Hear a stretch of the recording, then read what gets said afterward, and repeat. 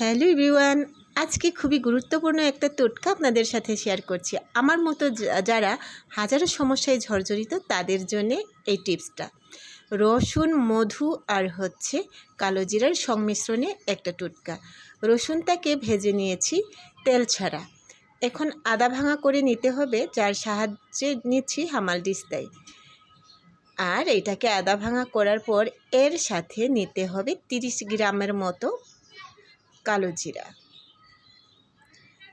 30 গ্রাম কালো জিরা আমি এখানে 3 টেবিল চামচের মতো নিয়ে নিয়েছি।